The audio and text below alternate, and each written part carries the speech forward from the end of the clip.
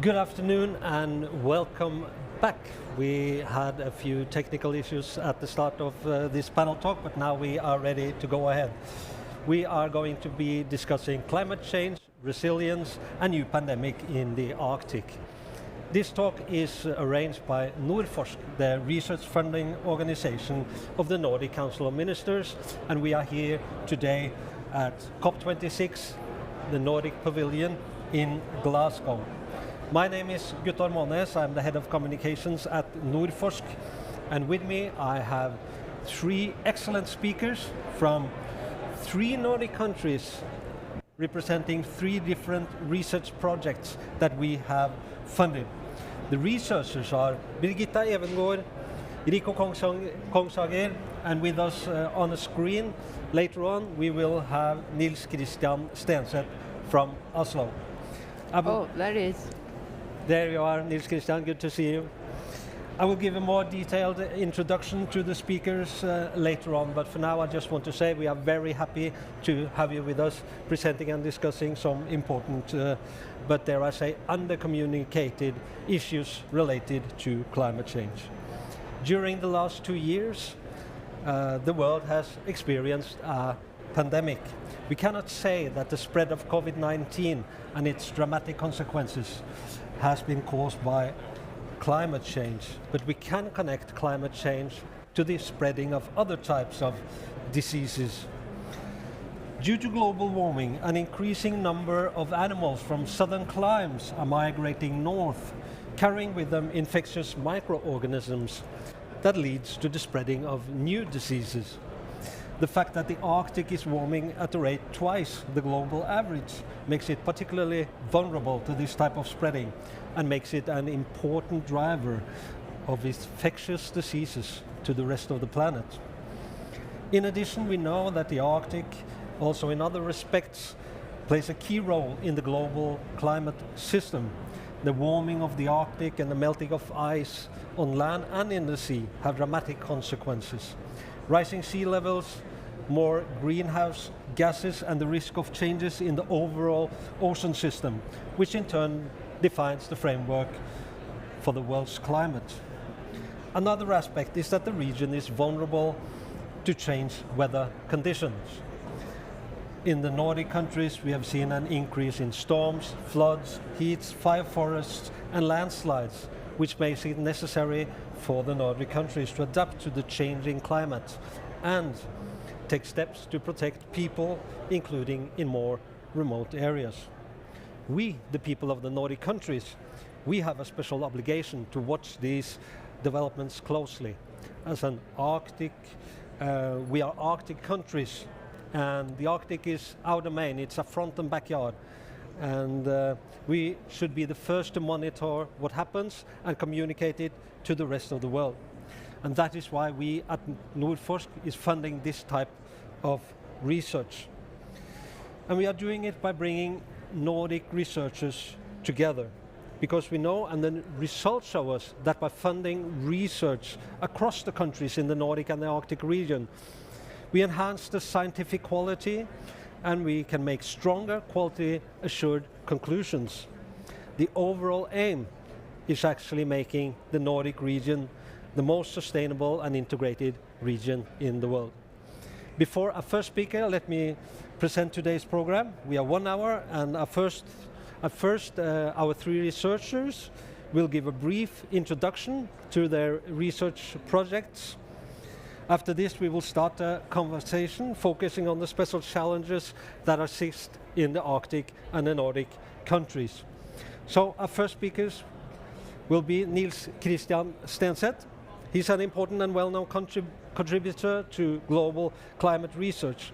He's professor in biology at the University of Oslo and holds a number of international positions in universities and Academy of Sciences around the world, in France, USA, China, etc. He's heavily involved in the writing of the 6th assessment report from the UN's climate panel, IPCC, which is scheduled to be finalized in February 2022. And among among all these projects. He participates in a project funded by Nordforsk with a short title, Pandemics. Nils Christian, we are ready to hear from you. Thank you very much, Guttorm, and I'm very happy to be with you. Unfortunately, I have to do this through Zoom, but I'm sitting here in front of the University of Oslo, the Festivitas hall there. Dear colleagues, being concerned about the effect of climate change, the effect on human being, on infrastructure, and on biology and ecology. Good afternoon, everybody. Studying what happens in the past in response to climate variation will, in general, help us be better prepared for what might happen in the future under climate change. This is exactly the perspective of the Nordforsk funded project, Nordemics, that just was mentioned by Guttorm. And I'm part of that project, a project being chaired by Professor Lone Simonsen in Denmark, and with partners from Norway, Sweden, and Finland, in addition, of course, to Denmark. We ask questions like, which environmental or climate, if you like, and societal factors control the spatial-temporal dynamics in infectious disease during different historical periods. And to be more exact, our perspective is over the last 30 years. And we believe that, and we are sure actually, that understanding that dynamics and how these diseases have responded to varying climate, and there has been variation in climate over that period, will help us understand and be prepared for what might happen. I myself studied plague, the bacterium which caused the Black Death, and is still active in a large part of the world. And it continues to kill people all over the world. Specifically, I'm asking how its spatial temporal dynamics is affected by climate variation. Plague, by the way, is also part of our Nordic project funded by Nordforsk. Plague is primarily a wildlife disease which occasionally spills over to the human population, directly or indirectly, maybe spilling over to our domestic animals and so enter into the human population. That is, it's a zoonotic disease, just like COVID-19. Such spillover is largely due to climate variation. It operates like this, that if over a large area, climate is such that the host population, gerbils and the like, are building up in abundance and being large population over large areas, then there is likely to be a plague epidemics within the wildlife population. If over the same large area, the population, the gerbil population, the host of the plague, crashes, then the disease will spill over to the human population. We understand this pretty well. We have learned that climate variation affects the dynamics of the disease. For instance, in China, we have concluded that under the future climate scenarios, there is likely to be more human plague cases in the northern part of China and less in the southern part of China. Exactly what is happening. And by the way, my work on plague, on historic plague, prepared me very well for doing work on COVID-19. I was, in the middle of March, I was ready to start work on COVID-19, and I'm doing work now on COVID-19. That is, working on these past pandemics, past disease outbreak, and past disease dynamics helps us being prepared for doing work for what happened in the future. In general, we know that changing structure of seasonality has profound ecological effect. This is likely to cause zoonotic diseases as well. Studying such is thus important in order to prepare us for how future might be like. Finally, climate change also changes the distribution of species, including the distribution of zoonotic diseases. With global warming, we're likely to get zoonotic diseases which used not to occur in our region, our northern region, but which is likely to be be present here in the future. Borrelia spread by ticks is one example. Studying such changes is of course both interesting and very important. Thank you very much. Thank you, Nils Christian. Our next speaker is also a specialist in epidemic diseases. She is professor at and chief physician at the Department of Clinical Microbiology at Umeå University in Sweden.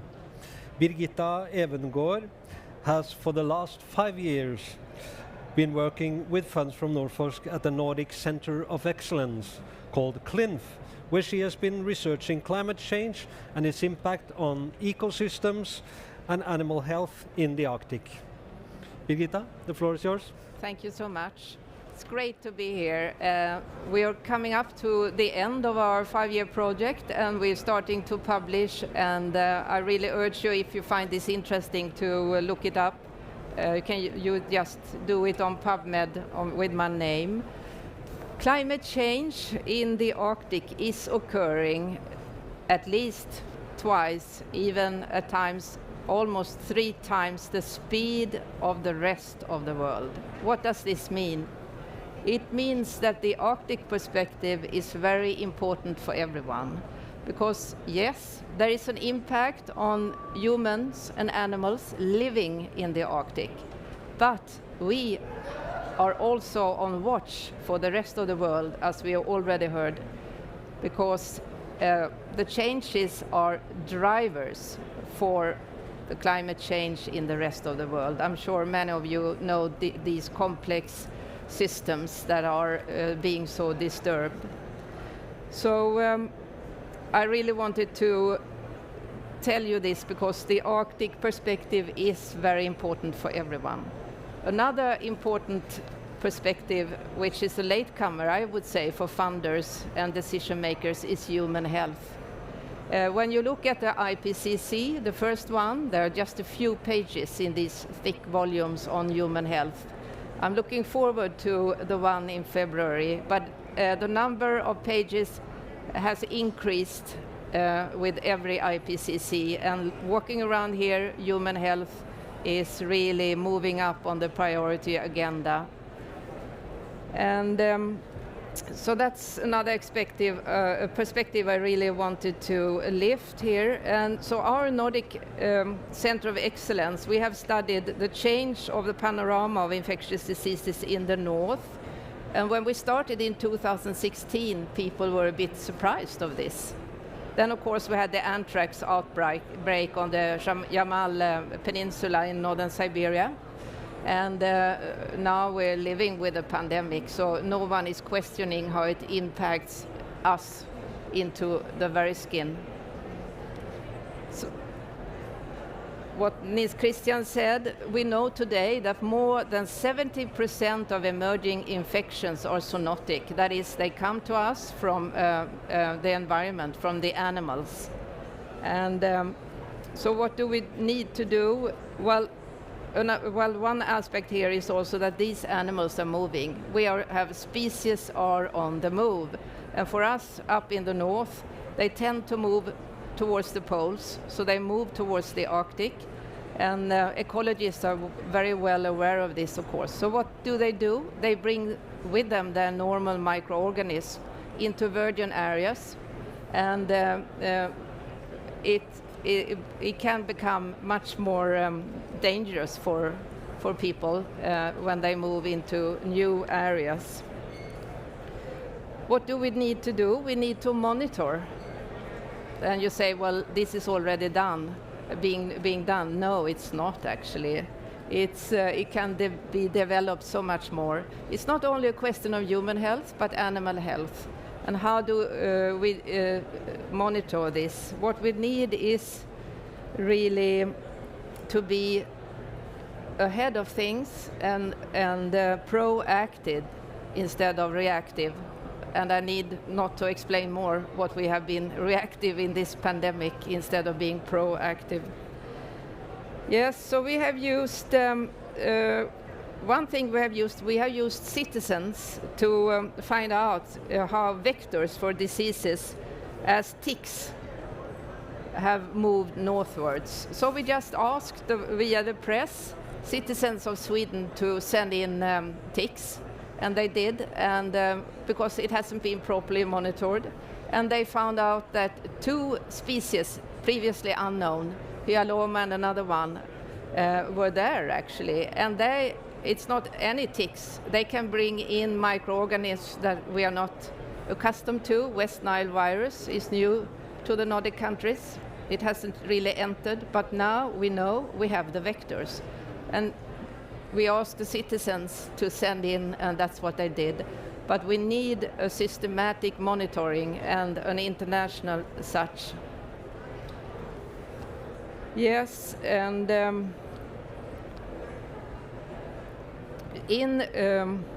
so we have used also, as Nils Christian said, we have used long-term serious data of prevalence and incidences of different infectious diseases in the north. We have worked a lot together with the Russians. They have wonderful sources of data in the archives, actually.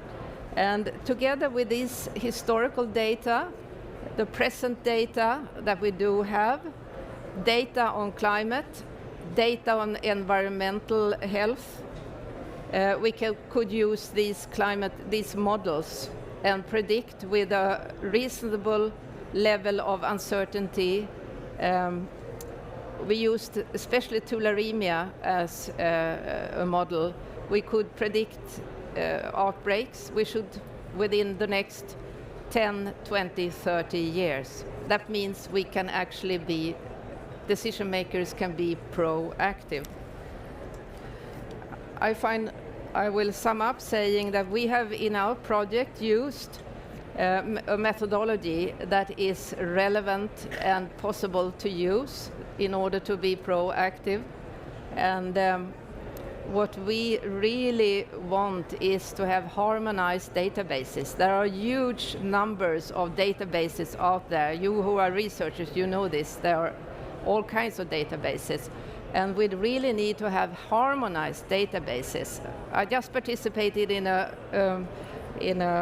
online conference with the Russian Rospotrebnadzor last week, and they are like the National Public Health Agency, and excellent talks by Russian colleagues saying exactly the same thing. We need internationally harmonized databases and monitoring.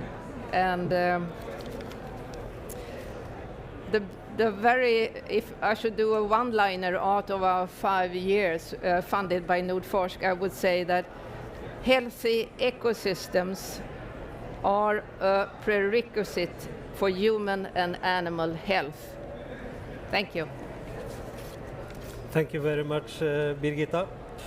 We're going straight to the third speaker. He is Rico Kongsage, just back from one of his field studies in the Faroe Islands, perhaps elsewhere, just north of Scotland. He is associate professor at the University College Copenhagen, and his professional field is climate adaptation, and he's a project leader in Click Nord, which is a Nordforsk project with 5 international partners and 8 cases in the Nordic countries. We are ready to hear from you. Thank you. Yeah, the Click Nord project is about climate change resilience in the small communities in the Nordic countries. I cannot say as my partner here today that we have been running for 5 years. We just started this year, so some of the things I will talk about today is mainly initial findings that we have from the project. And first of all, so I don't forget it, I have to thank Nordforsk, of course, for funding our project these 3 years. And also to highlight that I'm not on my own here. We have 15 researchers, and we have 6 institutes, 2 institutes in Norway, Norwegian University of Science and Technology, and the University of the Arctic in Norway as well, and 2 institutes in Sweden, with Lund University and Research Institutes of Sweden, the RISE institutes. And then we have in Iceland University Center of the Westfjords as well, and then we have us at University College Copenhagen. And an introduction to the project is that yes, the Nordic countries are also highly affected by climate change. We are hearing much about the developing countries, but we are also very affected in the Nordic countries as well. And it's a vulnerable geographical areas in the Nordic countries as well, and they will be affected by an increasing number of devastating natural events. In the ClickNord research project, we are examining small, remote, rural communities. So it's not the big cities, it's the small areas where there live only a few people. In some of our cases, we only have 16 people. Some of the big ones, we have 200 people living. We are trying to understand their situation and how they have handled these adverse effects caused by climate change in these devastating natural events that are related to climate change. Then we are, in the end, hopefully will help them, assist them in building capacity as well to handle these effects caused by climate change. At last, we will also investigate under what circumstances they need help from the established systems and also from the civil society organizations. As I said, we have a lot of cases. We have 8 cases in total. All these cases, they are related to climate change. It could be in regard to the intensity or frequency of the hazards that we are dealing with. All 8 cases have a different hazard, but they are all related to climate change. It's small rural communities, as I said, on the outskirts of these countries in the Nordic countries. So in Denmark we have, for instance, 2 cases. It's one about flooding and cloudbursts, and then we have 2 cases in Sweden, wildfires and temperature extremes. 2 cases in Norway, landslides and flash floods. And then in Iceland we have avalanches, and the last one, which I'm doing myself, is on the Faroe Islands. It's about storms. So the outcome, or the expected outcome of the ClickNord project, is to develop a framework that can be disseminated to other vulnerable communities and authorities that are responsible for ensuring safety and an adequate capacity for climate change resilience. And this framework should enable these remote, rural communities to work better together, and in regard to the concerns in regards to the disaster framework, which hold prevention, preparedness, response and recovery. So all the phases that we have in the disaster framework. We have to say that we're also working with very qualitative approaches here. It's people coming from sociology, geography, and so on, and it's very diverse group of researchers. So it's a very interdisciplinary group of researchers that we have. We are also in theoretical means we are looking into place attachment. We are looking how these communities, they are attached to the places they live, so that they are harmed by these hazards do not mean that we always can just move them away from those areas. Because, for instance, because they will be attached to those areas both in regard to social, physical and functional aspects. So that's quite important that we are looking into that.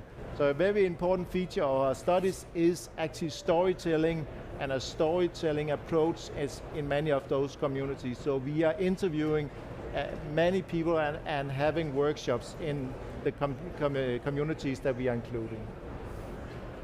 Finally, please visit our website if you want to read more about the project. All the cases are explained on the website, and you're also very welcome to contact me after this if you are more interested in the project.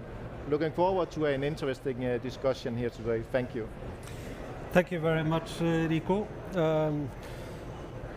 It's interesting to see that the problems that we are studying up in the north, they are typical global problems. We hear about forest fires and floods from Africa, from Asia, from America. So, but the Arctic and Nordic countries are very special, above all due to our geographical and climatical characteristics. But are there any other regions that it makes sense to compare them with, and how can our research be of use to communities and nations in other parts of the world? I think it's been a long time since you were in, Nils Christian. Will you start on this?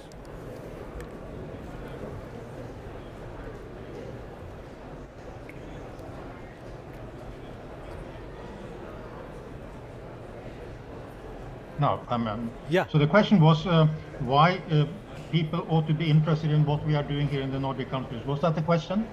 Yes, and also I think I would like to pick up on what Birgitta said. She was emphasizing the importance of long-term monitoring data. In Scandinavia, we have quite a bit of long-term observation. We have been observing phenomenon in the nature for quite a while. It has not been all that standardized, but nevertheless, if there is lots of data, it's useful. And that's exactly the kind of data that we in the Nordforsk project, Nordemix, is using. We are looking at historical sources and then using that for analyzing the dynamics of these various diseases. The work I've been doing on plague is an example of how useful such long-term monitoring data are. We would not have been able to understand the dynamics of plague in the wildlife and how it spills over to the human population if it hadn't been for the fantastic monitoring data that the Soviet Union was doing. The reason for them doing it is maybe we can discuss, but nevertheless they have provided very interesting and important insight. And in Scandinavia, we have quite a bit of that kind of data. In the Nordic countries, we have quite a bit of that data. So we might actually be producing results which other parts of the world might not have. Thank you very much. Thank you, Nils Christian. I know that you, Birgitta, have been concerned about participating with other countries and regions, especially maybe in the Arctic region close to the Nordic countries, like the Russians. Can you? Yes, as I said, and what we just heard, there are excellent sources of data in Russia. And one aspect of that we can see in the next door arena here is actually that the tundra, the permafrost is thawing, and there we have very little information on what's happening with infectious diseases when this is occurring actually. The largest permafrost, the largest tundra on Earth is in Russia. It's really very important to work with Russian colleagues and establish connections. Otherwise, I kind of disagree a bit with you, Nils Christian, because what we have found is that even in the European Union, where there are reportable diseases collected in the center, these are not really harmonized. Some diseases are reportable in some countries, like Borrelia, for example, is not reportable in Sweden, but it is reportable in Finland, etc., etc. And it started to be reported like somewhere 2004, in other countries 2008. So it's not that easy. What we need is an international approach here with a kind of light-footed network to put this in place without too much bureaucracy, because there is no more time to lose. I very much agree on that. Very good, thank you. We need to build resilience toward natural disasters, towards the spread of infectious diseases, towards other types of climate effects. But as anything else, resilience costs money. How can research help in creating smart and cost-efficient resilience towards all these challenges? Rico? Yeah, it's a good question, because it's always what we are talking about, for instance, that mitigating climate change is quite costly, but it's much more costly if we don't mitigate and we have to adapt. And in this project, we are talking about adapting to climate change, which is much more expensive than mitigating climate change. So your question here is, of course, also related to our project, is that we are working with very, very small populations in our project.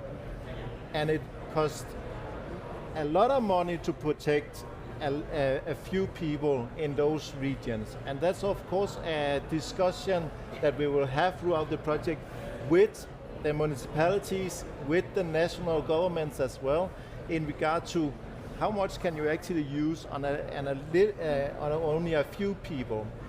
In our project, and why we actually made the proposal to start with, was also that we see a large value in people living on the outskirts, also in the Nordic countries. So we don't just live, all of us in Copenhagen, as I do, or any of the other big cities around the Nordic countries. There's a great value for us in the Nordic countries that we have people living out there.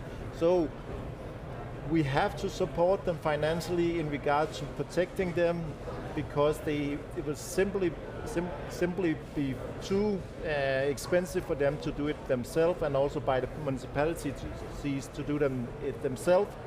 So they have to be supported that way. But it is at least cheaper than we have to do it afterwards. So it will be cheaper if we actually mitigate climate change instead. Well, these Arctic communities are small. They typically don't have their own fire and rescue service. It's based on voluntary participation from the people living there. So will these societies and very, very local communities ever be resilient enough? Yeah, you say that they're small. Also, in regard to your first question, yeah, they're small, but there are many of them. So in numbers, there are many people in the Nordic countries that are still living in small communities. So your question is in regard to emergency teams. Yes, many of them are what we are working with is that they also have to handle at least the first few hours or the first days on their own, because the emergency teams can't handle it. It will simply be too far away from them, or it will be impossible to go there. In my case, for instance, in the Faroe Islands, there are some roads they are not driving on, even with the fire trucks, with the fire engines during storm, because the wind will take them off the road.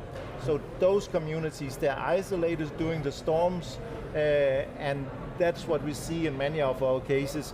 It could be the areas that are getting flooded, so the emergency teams can get there as well. So in the most of our cases, emergency teams, yeah, they are responsible for assisting them, but they are having challenges in getting there. It's not just the Arctic that suffers from new diseases due to climate change. Malaria-carrying mosquitoes can reach new areas, for example, due to warmer and wetter climate. So what I'm wondering about, how does this type of research relate to the research that has been conducted in the Nordic countries?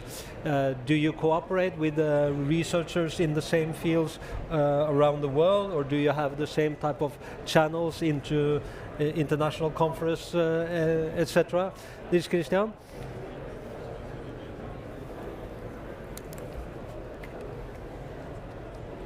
Nå har du med. Hallo, hallo. Oh, sorry. You were muted. Okay, I can't hear you. So far. Hello? No, I'm sorry, I can't hear you. So the technician is behind here? Okay. Okay, I will... You couldn't hear him? No, I could not. No. Okay, we'll have to sort it out with the technicians. But Birgitta, you are in the same type Yes. of research area. So Yes, the methodology that we work with and have developed, it's in our project can be used anywhere, of course. It's usable, and in order to be proactive. and I mean it has been I can used give him before, and it has. What we have done is that we have developed it further. So that's it. Can I say something while we're waiting? Yeah, if they, yeah.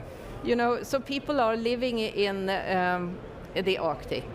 So who are they? Well, a lot of them are indigenous peoples. Like in northern Russia, we have 32 different, at least 32 different peoples, and they speak at least 12 different languages. In Europe, we have one indigenous peoples, and that's the Sami people up in northern Scandinavia. And of course, these people, they have a lot of knowledge because they live so close to nature where these changes are occurring.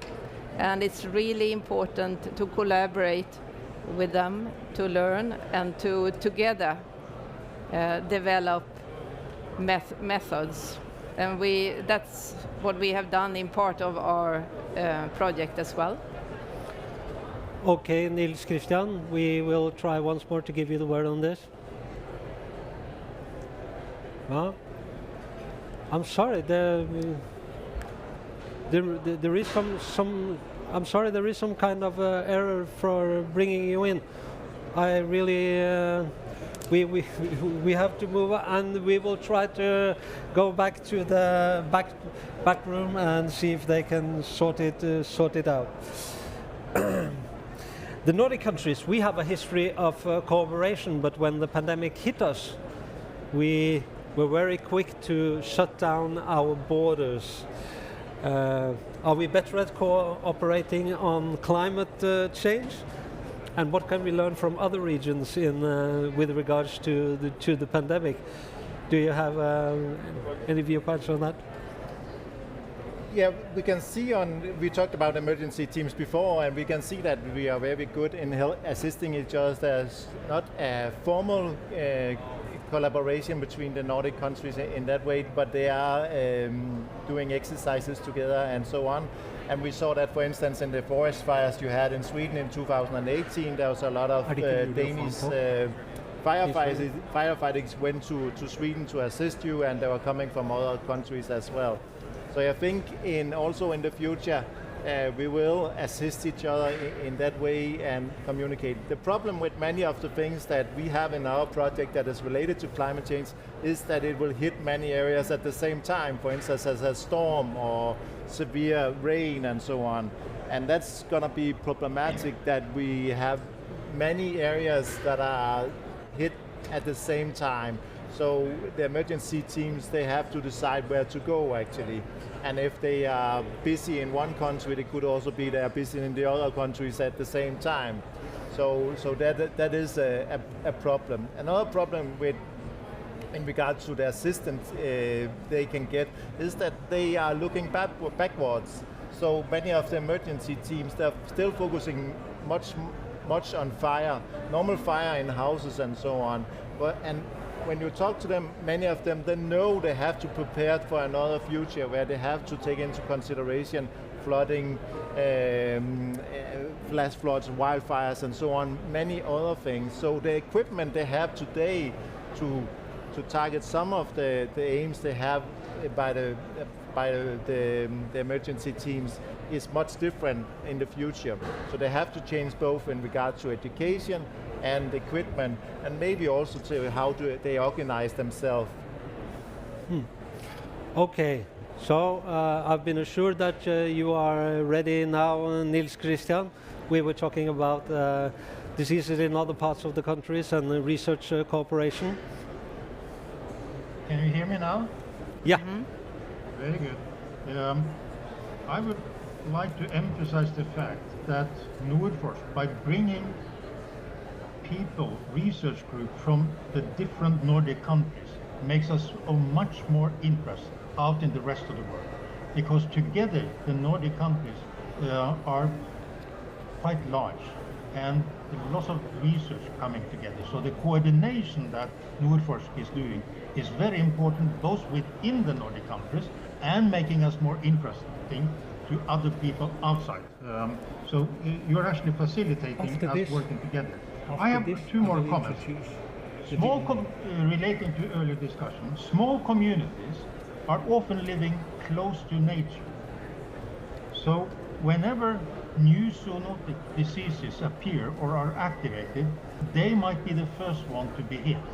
And for them, that's very, very important. And it might actually disturb their resilience by these climatic changes much more than it will disturb the resilience in other part of the community.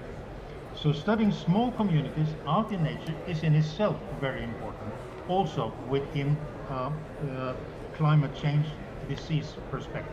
Thank you very much. Thank you, Niels Christian. During COP26, the Nordic Council of Ministers have engaged a panel of young key listeners. They are members of youth organizations, activists, political participants. We asked 2 of them to send us a reflection, a question, or a challenge, and they did, and we have a video. Let's hear from them. Climate changes are dangerous, unjust, and are already affecting us, and that's why we have to act now. We have reached a breaking point, and we have to set both our minds and our actions into doing real changes and real cuts in our emissions.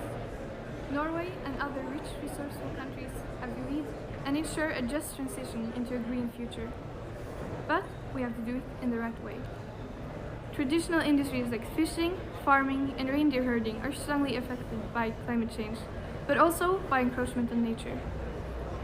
Renewable energy is not sustainable if it encroaches nature.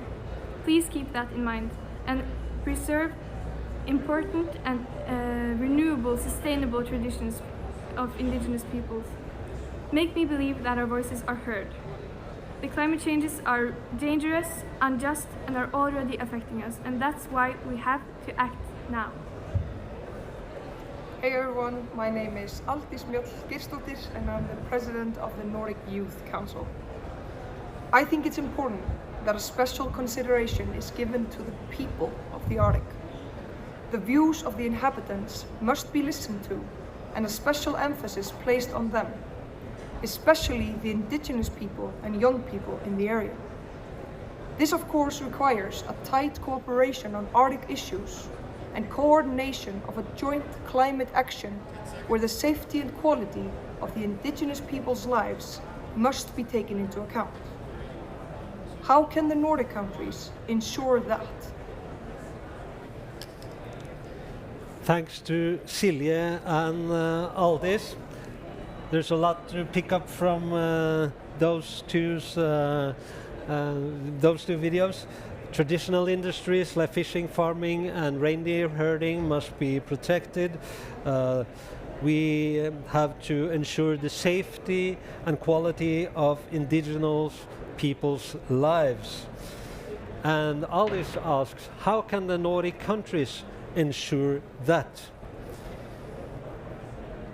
We have several researchers here who have studied the indigenous peoples. Rico, perhaps you... Yeah, in our project, I'm not the researcher of the indigenous communities, but we have one project, and it's with the Sami herding communities in Sweden, and it's very interesting, and it's very different from the other cases we have, especially in regards to the sensitivity that we have to approach them, but also in the way that they are working with the environment and use the surroundings around the villages or the communities in another way than in the other 7 cases that we have. So that's quite important for us when we are studying them, because they are very vulnerable to the climate change in regard to having their herding communities. They are having problems with what we call basal ice formation in regard to what there's constructed a layer of ice when you have tow and frost situations, and then the reindeer can get to the food in the areas, and then it's going to be almost impossible to have reindeer herding activities in that region. So they have to move further north, but that's also places where other Sami herding communities are. So they are a bit trapped in that situation. Birgitta? Well, I would like to add another perspective, and that's the gender perspective. And what I have really appreciated with our funding from Nordforsk is that the gender perspective is going horizontally through all our research. I really want to stress that. Yeah, I can say that's the same in the Nordic project. We are very concerned, and that took a lot of time last week that where we had a discussion about gender, and it's something that we had from the start in the Click Nord project, but it's also something that will be in all the cases now, and it's been the idea from the start how gender is affecting how they adapt to climate change. Yes, because we know from demographical data that women tend to move after their children who move down to the capitals. And how do you create a society so these women want to stay? Yeah. And that's also one of the young ones that mentioned that the younger generation. I think that's quite important because in all our communities, we are focusing on communities where there's still a lot of young people living because we think there's still a future for them. Because the ones where there's only a very old population, we have almost decided in our project there's not much future in them because the young ones have already moved away. But if we can have a future for them in some of these communities, there's a future for those communities. So we have to focus on the younger generation in making possibilities for them in these communities. And when we are conducting research, we don't necessarily have to tell it only to our colleagues and our funders. We have to make sure that we reach the political level. Nils Christian, you have been working with climate issues for a very, very long time. How is your experience in raising these issues and making the politicians, the political level, aware of the research that you have been conducting? What the young people, I'm very happy about the involvement of young people now. We have been talking about the importance of dealing with the climate change for ages, back in the 70s, but no one paid attention. Now politicians seem to be paying attention, and that's fantastic. What we as scientists can do is to convey information to the politicians. We should be sure to tell them what we know and what we do not know. And how can the Nordic countries and Nordforsk play a role here? Nordforsk is playing an important role by bringing, as I alluded to earlier, by bringing together quite strong groups in the different Nordic countries. Bringing them together makes them even stronger. That's how we can come up with much more important results than we ever could by ourselves. And that information we should make sure that we convey to politicians. We should convey what we know in an informative way, not necessarily in an argumentative way. The other groups of the society can do that. We scientists, we should convey and provide information from the work we are doing. Thank you very much. I have one more question for you, Nils Christian. Since we have been working on making the politicians understand the science behind the climate change for so long time, and then after decades they have taken it to them and they are putting it high on the political agenda as here on COP26. How does that reflect back on the research? Do you pose other questions, or yeah? I think it's very important that we scientists are communicating with politicians. Politicians will know our way of thinking and what we can provide, and we, by listening and being in dialogue with politicians, we will get to understand what they really need answers to.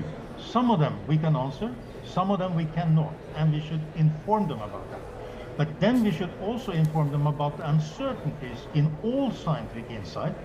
But we as scientists, we are trained to deal with uncertainties. That we should convey to the politician. And we should make sure that the politician make decisions so that if whatever they are basing their decisions on should happen to be wrong, that you should minimize the negative effect should the current scientific insight be wrong. Thank you. Får jag säga? Yeah. Well, I would like to challenge you there a bit, Nils Christian, because I sense just this past year or so an increasing frustration among researchers, because we do our work, we present data, we publish, and very little seems to happen. It seems sometimes like decision makers actually just read the newspapers. So you have to hit the media to get the message out. And yeah, there is an increased frustration also among scientists, what I've met anyway. And we can, there's a parallel situation to the frustration among younger generations. And I think we, the senior scientists, should really reach out to younger generations in another way that we do, and I hope that funding bodies will realize this and make it possible. We really need to get our data out there in a way so things actually move on. There is no more time to lose. There is an entirely new situation now. I agree with you, Birgitta, that politicians haven't been listening to us. But now there is much more awareness in the society, thanks to a large extent by young people, making us all aware of the very dramatic situation we are facing now. And that has made politicians much more likely to listening to us. In the Academy the National Academy of the Norwegian Academy of Science and Letters, we are organizing climate discussions where we have informative presentation made by scientists. Then we have panel discussion with politicians. And politicians are coming and listening to us, and they're coming and discussing with us. I think it's very, very important. So the situation is very, very different from what it was only a few years back, thanks to the young generation. Yeah, I can say from the ClickNor project, we have also used a lot of energy on this, and we have also from the beginning said we're not only going to publish scientific articles. It's maybe only going to be half of the project. We are focusing a lot on in the workshops that we have at the end of the project, to involving a lot of politicians and throughout the project, but mainly local politicians from the municipalities that we will include them. And then we have another strategy on the national politicians. It's about making a documentary, not only about the project. It could be that it's mainly about the communities that we are looking into, how they actually, what kind of situation they are in, and so on. The stories from the municipalities and also from the communities that we are including. So hopefully we will have a documentary at the end that can highlight this for the politicians, the situation that we see in the smaller communities around the Nordic countries. Okay, thank you. We are nearing the end of our hour, and we have to end our panel talk. This discussion has been very important, not just because it takes up an important issue, but because it goes straight into the overall goals of COP26. One of the goals of COP26 is to adapt to protect communities and natural habitats.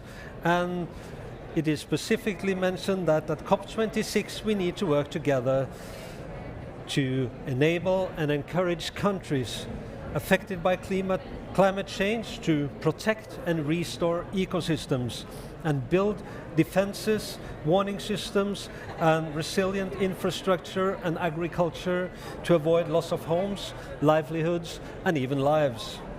Another goal is goal number 4, work together to deliver, where it states that we must accelerate action to tackle the climate crisis through collaboration between governments, businesses, and solutions. And that is what we are, businesses and civil society. And that is what we are aiming at here in the Nordic Cooperation. In this talk, we have lifted several issues relating to both of these goals. I really hope our audience has gained new insights into and perhaps also about climate change, resilience and new pandemics in the Arctic. On behalf of Nordforsk, I want to say thanks to our audience, both here in Glasgow and online. Thanks to our researchers. Thanks to the Nordic Council of Ministers for providing this platform for communicating Nordic research collaboration on the effects of climate change. Thank you, everybody. Have a good evening.